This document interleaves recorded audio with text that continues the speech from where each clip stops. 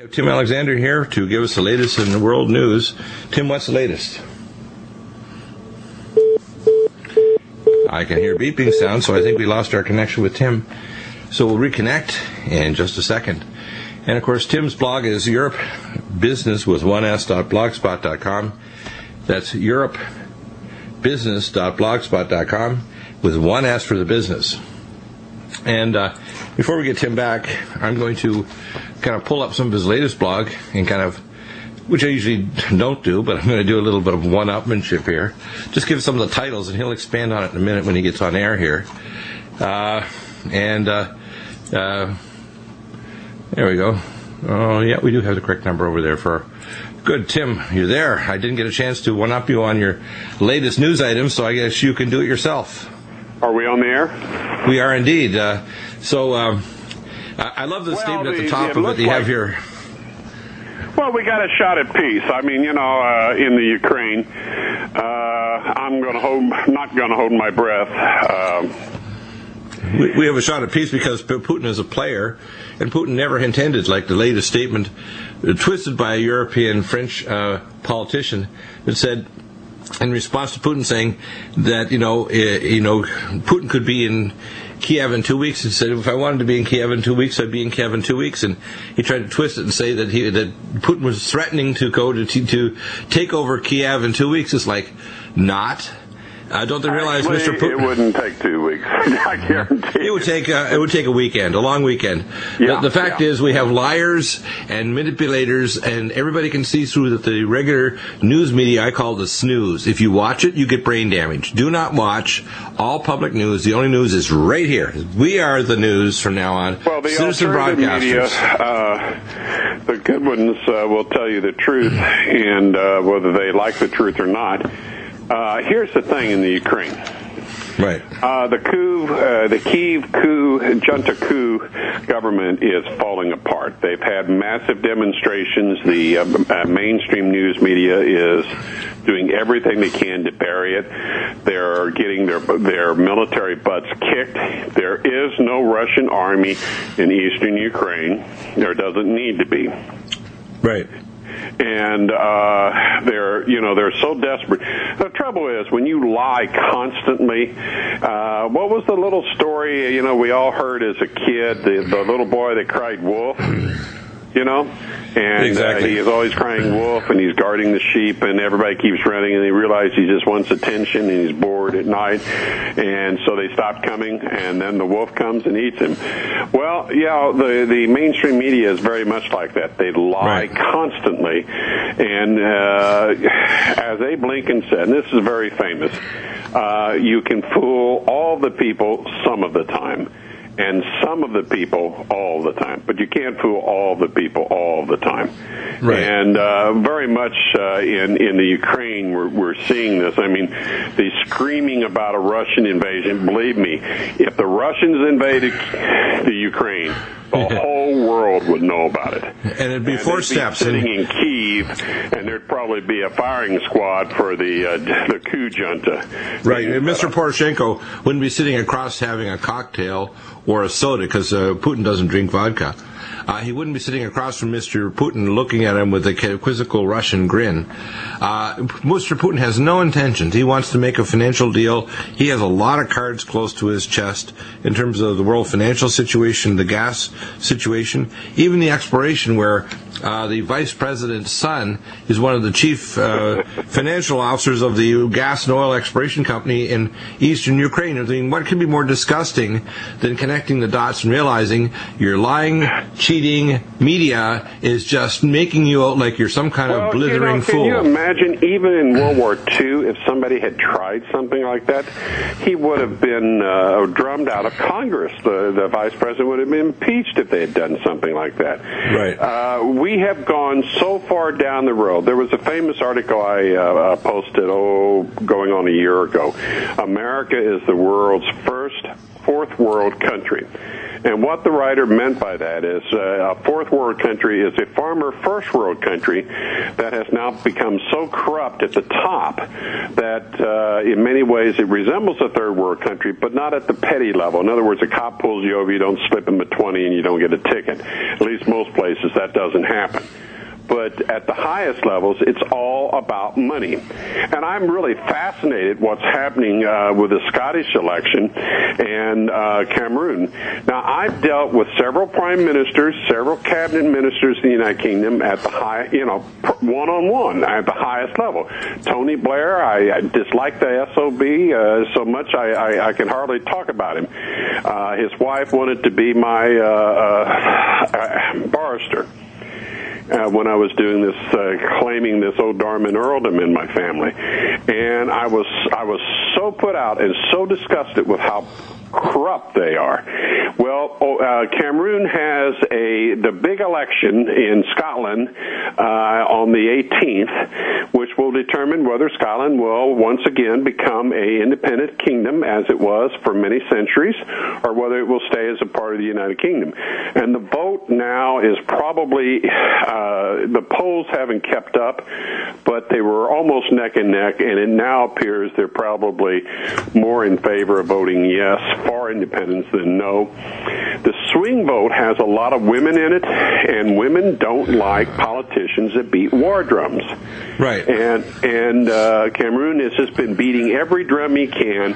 He is just a political prostitute to the London bankers, headed by the Rothschild family, and the Zionists, and of course the other lead party, the Labour Party, is run by a dual citizen, an Israeli, a British citizen, and people are realizing that these main parties aren't giving them a chance, and they're getting them in all kind of wars and economic depressions.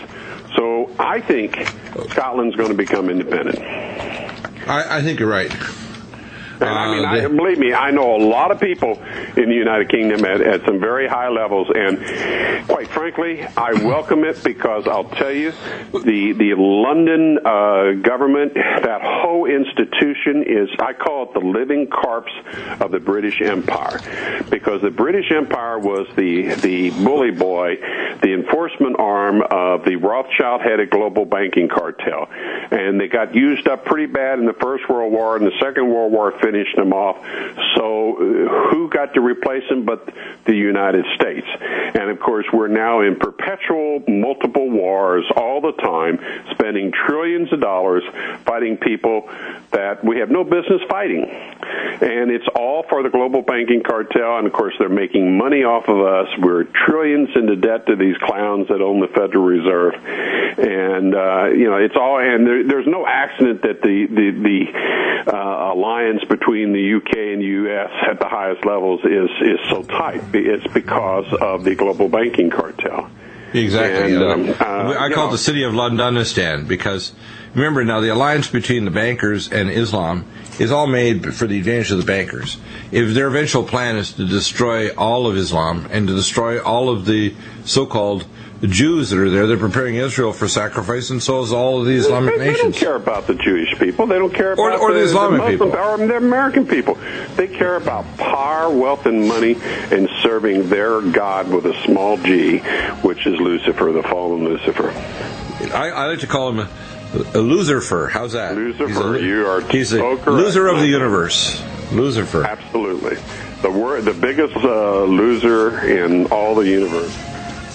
Welcome back, and by the way, if you're a novice and you haven't listened to this program before, you better have your tray table in the locked and upright position, your seatbelt on, and I call the shoulder straps like an airplane pilot's. It's not just a regular seatbelt, but it's the one that goes over both shoulders, belts across your chest and your abdomen, because you're going to be in a state of shock at the truth we're going to tell you.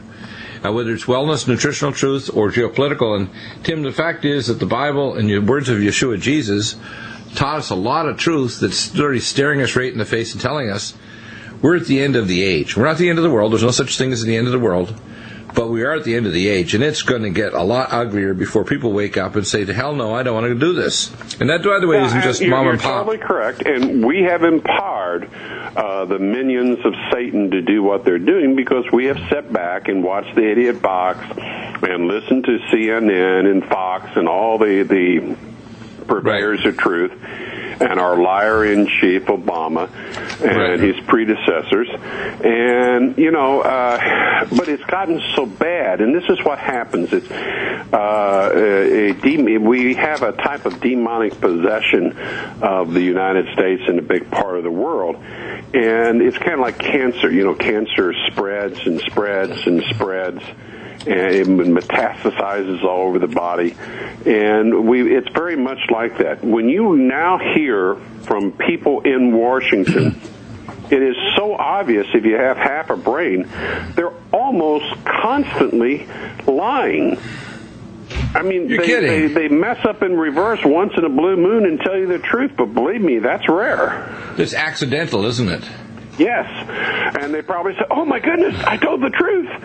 Gee, what's the matter with me?" I think he made a statement. For example, remember Clavon Martin, the young man who was beaten to death like the other guy that got shot?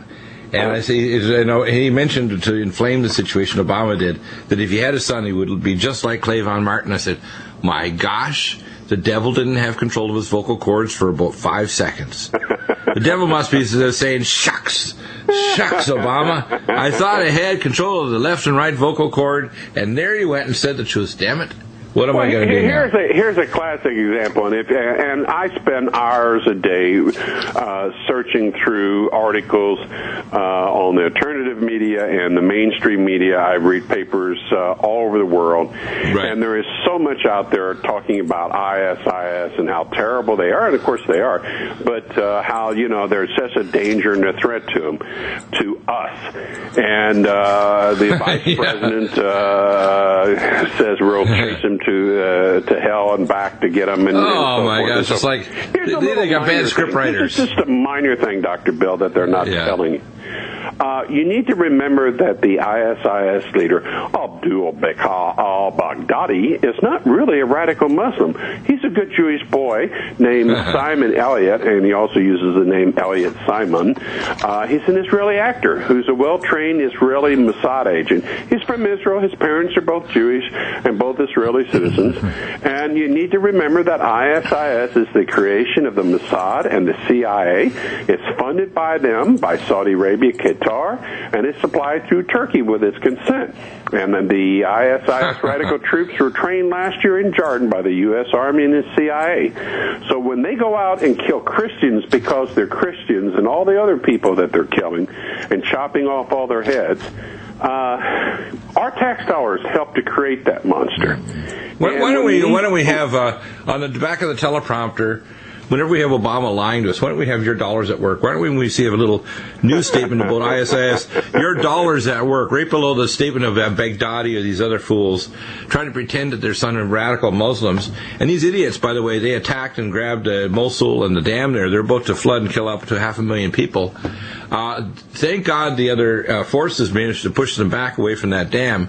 Yeah, people don't understand. It's a very poorly built dam, and it requires constant maintenance, or it will collapse. And if it collapses, there will be several 100,000 dead people.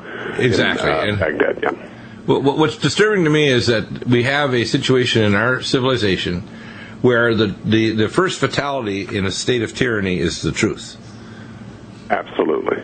Well, you got to remember, what did Jesus Christ say about Satan? That he was the father of all lies. Yeah. Yeah, and so when you are in a situation where you're constantly being lied to, that's a pretty good clue that maybe just somehow kind of the people doing that might not be, well, they may be kind of angelic in the sense of fallen angels, but there's no good in those people. Right. If I ever have to tell a lie, I really kind of cringe because I know God knows it. And sometimes you kind of fudge, you don't want to hurt people's feelings or something. But I want to tell you, God knows it. And Christ said, my Father will not stand the lying tongue in his house. Well, the thing is also, people can't keep their lies straight. So the fact is, they have this cognitive lie dissonance, which basically they say one thing and then it contradicts it, and then they try to act like it's okay. Like Obama, he'll say one thing about against ISIS, and it's like, come on, Obama. On the one hand, and I saw a picture of a comic thing that showed Obama with the Israelis. They're running out of weapons, and they went to our weapons depot, which is, by the way, in Israel.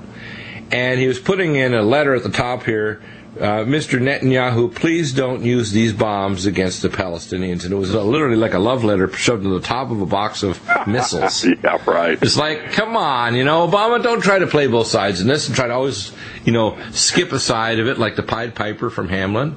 Bibi just absolutely enjoys the fact of killing Arab civilians, including children, and that's the sad truth. And they really showed themselves this last time. What about the NATO summit coming up in Ireland? I want you to give a comment on that because you've got an article close here. The big news is Obama will probably get to play 2 games of golf at one of the best golf courses on earth for 2 days. So he's probably got a 4 golf game weekend coming up. Right, but they're criticizing Russia. I heard that the French canceled their war shipment to Russia. And then they did, and they backtracked. They said, well, maybe we can work it out. It's going to cost them a couple $2 billion in penalties. I mean, the Russians aren't stupid. Believe me, they signed a contract with them that if they tried to not deliver, it was going to cost a bloody fortune, and a lot more than they paid for it.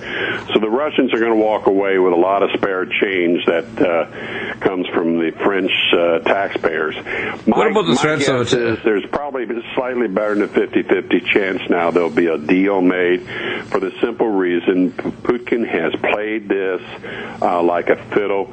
He is the master, and his military people, by providing assistance and guidance to the pro-Russian forces, have whipped the butts of the Zionist globalist coup junta people. Remember, they did that pretty badly a few years ago in Georgia. Yeah, I remember what happened there. The Georgia government and drugged up president that we put in power. Yeah, exactly. The tie eater, we call him, from Georgia. They were shelling and killing with Israeli special forces, killing civilians down there, and Putin moved in and killed them all. Welcome back, and Helen Collicott came out with a very important report that I got from one of my listeners, and she made a note that the amount of radiation increasing in the world was 5,000 to 10,000 times higher worldwide. And this includes the Southern Hemisphere, where she is in Australia. She has her relatives up in Boston. She's made the statement a few years ago that when Fukushima happened, if it had a big surge, she'd fly them down to Australia to save them. She's quoted radiation levels of cesium-137 anywhere from 500,000 to 10 million times higher than previous levels on the west coast of the United States. What you should say is, let's be much more specific. The Kuroshi and Uroshi currents from Japan meet and strike the coast of British Columbia, go along the Strait of Georgia, the Georgia Strait, and have killed the intertidal region. And we're going to have back on the program Dana Durnford and his colleagues who are going back up to take much more photographic evidence of this. The fact is Fukushima is causing major surges. I'm looking at my monitor, which is showing specifically selectively set up to pick up just gamma radiation from cesium-137. And over the last few months, a month or so since it's been up, it's gradually climbing. But it's lower here than it is further north. Up in the dead zone, I call, of the Georgia Strait, which is going to start causing chronic radiation sickness in Vancouver, Canada, Puget Sound, where the orchinis, which are at the top of the food chain, and the carrion birds like crows and eagles, they're all dying or dead, and even the insects. So what's happening is, and this is not a maybe this can happen, this is a conspiracy theory, I'm going to slap you intellectually up the side of the head. Don't listen to the news or your politicians. The ocean is dying. The world is dying. And the fact is, this radiation isn't just localized to the west coast of the United States. By the way, most of it is actually high atmospheric that goes well over the Rocky Mountains, dives over them all the way to Indianapolis and Indiana, heads all the way back to the northeast, and is also going transpolar and being picked up in Europe. It crosses the equator at the rate of 300 times the water transfer per day of the Amazon rainforest and the Amazon River. The fact is that we are poisoning the planet, and we're getting increasing volcanism around the world in high volcanism areas. The reports by Jasco, previous director of the Nuclear Regulatory Commission, made the statement that he wanted to get proof that all the nuclear reactors could withstand higher levels of earthquake activity within the strike zone. Even Walmart is doing testing to make sure their stores can withstand earthquakes and power loss. Within 200 to 300 miles plus up to 500 miles away from the New Madrid fault system in the southeast United States, which 1/4 of our nuclear reactors, which are of virtually the identical design to the ones in Japan. So tell us the latest news, Chris, because it's not good news. And it gets worse. On Friday, while we're on air, literally, the Japanese dropped more crap, more stuff, more technical garbage into Reactor 3, which is an illegal MOX reactor creating nuclear plutonium pellets for nuclear weapons. And then these lying governments say, yes, they're going to return the plutonium that America sent decades ago, and not a drop of it, I'm sure, is going back. And most people don't have a long memory, so they don't remember the Oki-Maru that carried the isotopes after the fall of the Soviet Union. They carried it from Russia and Kazakhstan and elsewhere across the oceans with great protest to many people, including Greenpeace, to Japan. Japan is armed to the eyeballs with nuclear material, and with their advanced missile systems, which they have for, quote, putting up satellites, they could nuke a place like China to ashes in 7 minutes. So people need to realize the world is a hair trigger, as it says from the Bureau of the Atomic Sciences. We're 5 minutes to midnight. And the clock, to me, I just always, somebody's trying to push that hand back, because otherwise it should be more like 30 seconds to midnight, not 5 minutes. So, Chris, what's happening? Okay, so Dr. Bill, I sent you something on Friday that talked about the Unit 3 spent fuel pool. Remember we talked about playing Jenga with Unit 4 spent fuel pool? Yeah, I like that. I like the Jenga word. When you played it as a kid with the little rods and you pull one rod and the whole thing fell? Oh, gee. Right. And so they've already done that with Unit 4, and then they started moving fuel in Unit 4 after great consternation. And then for no really announced reason, they stopped moving fuel in July, and they claimed that they were just going to do some sort of a crane inspection that would resume in September.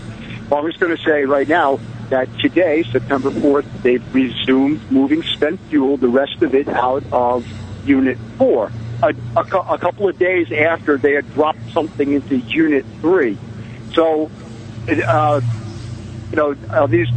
they actually, are these people are actually worthy of moving spent fuel? I don't know, because they're dropping into other spent fuel pools, What you mentioned, Chris, is that they're talking about decommissioning a nuclear reactor site, which doesn't fit the criteria of the idea of even decommissioning, because you'd have to actually have an intact reactor situation. You can't decommission something that's a nuclear waste site, literally like it was blown up. It's not decommissionable. So this idea is a plain, bold-faced lie to tell us they can decommission it. That's ridiculous. Nope, they cannot decommission it. It doesn't fit that definition of decommission. No, it doesn't fit it. So for them to say it is to tell the ignorant public this is a situation. Don't worry, be happy. Listen to Bobby McFerrin's song, put out about 8 or 10 years ago. Don't worry, be happy. You're a little radioactive, but you'll be fine. No, you're not going to be fine. You're going to bioaccumulate. You're going to have deformed babies. You're going to get dementia early. You're going to get cardiac arrhythmias. You're going to get multiglandular failure. Your doggy's going to die early. Your little kitty cat's going to start having troubles. Your birdies aren't going to chirp in your yard anymore. You're not going to even find insects for a while if you're near the coastal regions. And you're going to wonder, how come the birds don't chirp anymore? I actually talked to a lady on Friday, and she told me how the birds aren't chirping anymore. I said, why is that? Oh, I'm in Puget Sound, where the orca whales are dying. I mean, if you're an intuitive and you know and you can feel the death, the sea of death, I call it the plutonium sea. I don't want to call it the Pacific Ocean anymore. I want to call it the plutonium sea and the sea of death. And by the way, this is not the whole thing, because it's connected to all the other oceans. So let's go through the rest of your news, because this is a cataclysmic extinction level event, and it's happening as a slow-moving, if you want to call it a lumbering dinosaur of destruction. And people are not paying attention at all. They're just looking the other way, or they're saying, don't tell me that, Deagle. It's too depressing. I can't do anything about it. garbage, you can't do anything about it. My book will come out. We'll show you technically what we can do on site, what you can do personally to protect yourself, what we need to start doing in terms of thinking out of the box to do atomic degradation of these isotopes using advanced subatomic particle harmonic physics that Tesla talked about and other engineers, recently Professor McCanney. If we don't think out of the box, our planet's going to die, not just from Fukushima, but other reactors. The idea of nuclear fusion technology is being suppressed while we have fission technology, which is out of date and dangerous as hell. And we need to start realizing none of the reactors on Earth are safe. None. Well, what I suspect that they stopped moving fuel out of Unit 4 back in July because they found out that the low-lying fruit was sort of rotten, and they had to do something behind the scenes. And maybe maybe that's what they were doing. But just that they've resumed that again. This is probably the first radio show that I listened to that talked about they've actually resumed that. And that's from TEPCO. Anyway, also we discussed Helen Caldicott's news about how much radiation was released. Well, just coming out the other day, just yesterday, the REMP report from Diablo Canyon, REMP, Radiation Environmental Monitoring Program, they showed that they had an order of magnitude right at Diablo Canyon, which is not far from you, it's in California, on a couple of orders of magnitude higher, probably than background radiation or what it was before. And that was the blast from 2011. The air blast of 2011. But now we're seeing the data, real data, because they made it public just recently, which is nice that they did that. But it showed that even in milk samples, fish samples, and in vegetation samples, there was a spike, in that particular week, March 14th, 2011. So wow. We're getting that information. And to make, and just to go back to the typical news that we normally get from Fukushima, more tanks are leaking. The same water that was used to cool thorium is leaking. That's today's news. So in other words, the general trend is to increase long-acting isotopes with half-lives in the 30 years, strontium and cesium. Things are getting worse by the day. Welcome back, and so knowing this truth, in fact, it's funny, I've had people tell me, I know you know the truth, Deagle. Tell me when it gets really bad, but don't tell me now, because it's too scary. We have real solutions. In fact, this book that I'll be putting out very shortly that talks about Fukushima, and I want to make the title punchy so it makes people kind of, it hits them what I call a gut punch, where, you can kind of take it if you get in the shoulder. Maybe if you have head armor on, you've got a helmet, you can kind of take it in the head. But if you hit somebody straight in the gut and they don't have any protection, that can make people wake up. Basically, people don't want to hear the truth. They don't want to know that the nuclear age is over. They don't want to realize that nuclear weapons are dangerous as hell, that geoengineering the upper atmosphere also can not only cause the destruction of the ozone layer, which kills the benthic layer of the oceans and the carbon-oxygen cycle. We need to move to what's called zero-oxygen consuming energy technology like tokamak fusion reactors, energy from the vacuum, and other technologies. And if we are going to use things like methane clathrates from the ocean floor, or hydrofrac, or using offal, so like they do in places like Denmark and Sweden, from pig slaughterhouses to create methane, they have to stop killing the oceans, and they have to move to new safe nuclear technology. And the nuclear reactors, even if they're to quote, take the nuclear material away from these reactors, because if I was a terrorist, the first place I'd want to target is the nuclear waste depots on every one of these reactors in America or anywhere else. I wouldn't worry about shopping malls or city centers. I just blast the hell out of their nuclear depots on every one of these sites because they don't move the material. I raised this with Tom Daschle, the head of the Senate at the time after 9/11 in October 2001, and I told him the danger to Rocky Flats because I took care of the employees working out there at NOVA, doing water and air sampling under Reserve Admiral John Hughes of Rocky Mountain Occupational Medicine, and he freaked out and realized I was telling him the truth. I'm down here in the trenches, working as an Ahmed doctor, taking care of people on the most dangerous radioactive site in America, more dangerous than even Hanford. And I'm sick and tired of people that don't pay freaking attention. That includes government, nuclear people who know better and don't speak up. We are speaking up, thank God, even though you're doing a pseudonym name, which is good. You've got your name protected.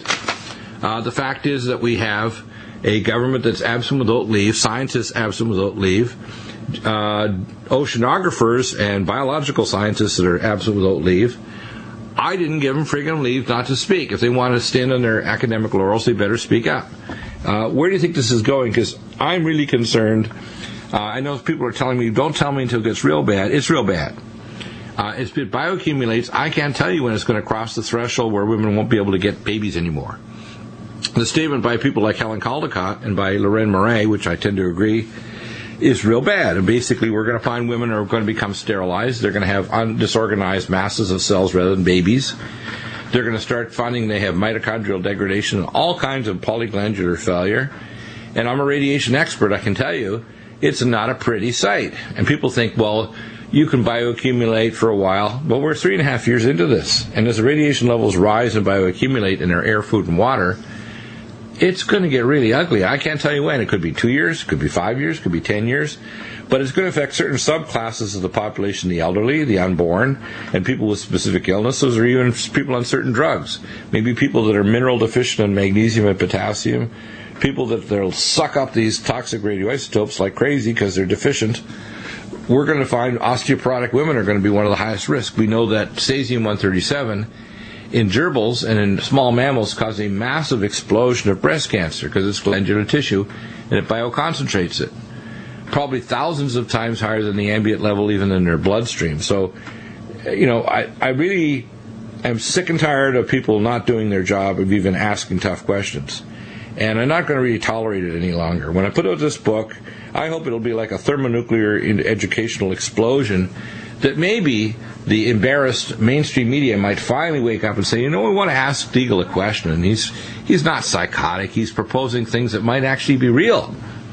And, of course, right there, I'm concluding your emails, Chris, that however our communication's going back 3.5 years to the start of 3/11, which is interesting. It's another 3/11, like 9/11. And I don't know whether or not to be sad or mad or both.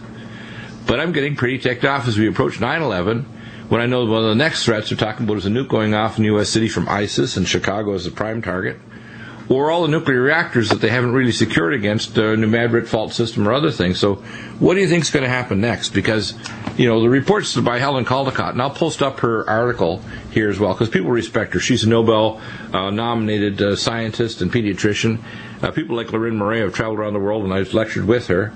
We actually did the lecture on connecting depleted uranium with all the specific pathological problems, and I found the direct cause in the periodic table of elements with molybdenum and chromium solved effects in different metabolic pathways, and I've highlighted in my lectures, which are available, by the way, on disc, and people can challenge. So if you're out there and you think you're a nuclear expert or a biotechnology expert on radiotoxicology, I challenge you to argue with me, because you're going to lose the damn argument if you disagree. These things are dangerous. We know what DU does to the hexose monophosphate shunt, and for molybdenum transfer of amino acids to the neurotransmitters through the tryptase and pyrrolase enzymes. We know how it causes wasting syndrome, and I had one young gentleman who got depleted uranium exposure when he had blue fire strike the inside of a Bradley tank. And what happened is, when he rescued somebody, he was an EMT, he was inside there for a matter of just seconds, and he got enough inhalations that his blood levels of depleted uranium went skyward. He lost 90 pounds in a month, faster than if he had starved to death. And he died very quickly and in a very ugly manner. So, I'm really, really, really, really angry. I'm angry at people silencing and trying to shut me up. I'm angry at people not asking tough questions or even challenging me. I'm angry with the scientists and people out there who won't raise the questions, and they're all worried about martial law. They're all worried about other things. Firstly, martial law will never happen. They can play act it. It'll never happen. We'll stop it. Cold as a dead mackerel. What I'm worried about is economic things like shutting down the internet on purpose with a kill switch. I'm worried about 6 months before we have peer-to-peer communications or other use of things like, radios. I'm really concerned about the fact that a number of our nuclear reactors could easily lose power because of a CME cybernetic attack because we're stupid enough to engage Iran or Russia. Because the very first... By the way, and I'm well point. just 2 days ago was on backup power because it did lose off-site power. And you asked me what the challenges may be. Let me just answer. I think we're going to see more challenges due to various and multiple pressures on power plants to lose the normal power supply, and that they will have to rely on backup power, be it more frequent and more severe seismic events, loss of the grid for various reasons, just as you said, maybe cyber attack. Last November they did this nuclear test, and a lot of people, this power test, and they did it here in California and other states across the country. Remember that? And people were trying to figure out what were they testing? What did they test? They were actually testing to see if the grid could survive the mandates to have non-conventionally generated power. In other words, can we put so much more solar power, wind power, etc. on the grid, and will it survive? No, it won't. In fact, just doing that alone, without a cybernetic attack from China, from the Tianjin Blue Army, or Russia or Iran, just doing that alone is going to degrade the power grid to the point where it's going to break down. Just all of a sudden, a whole bunch of backup power comes on from solar panels and has a big surge on the grid, and they have to adjust the power grid. Or, wind power changes because the winds are different times of the day. It's not going to survive it. And they moved to this smart grid system, which, by the way, does cause fires and does cause electrical pollution to damage people in non-thermal ways. But the problem is the grid itself, and they actually discovered this, won't survive their plans for the grid. It won't survive the mandates they've actually had in legislation. And we're not even talking about, and of course, if the power goes out to nuclear reactors and their diesel generators either don't have fuel or they don't fire because diesel generators are finicky, you've got a real problem, especially if you've got extreme weather and it's below the high tide mark, the high water mark. So it's like this is not an accident. This is on purpose. These people are just plain malignantly stupid. And they're not preparing for the fact that we're eventually going to have a catastrophe caused by a series of concatenated, like Kachina doll stupidity, eventually resulting in a real major crisis. Scary stuff. It is, and the only thing we can do is to keep pressuring everyone to get more prepared for dealing with it. I'm screaming out to you, scientists, politicians, doctors, whoever the heck you think you are. Challenge me. Come into my spider ring. Ask a better question. Prove to everybody that I'm an idiot. Try. It'll be very embarrassing. It'll be ugly. And I will do an intellectual vivisection, which means a live dissection of your intellect on air. Have a nice day.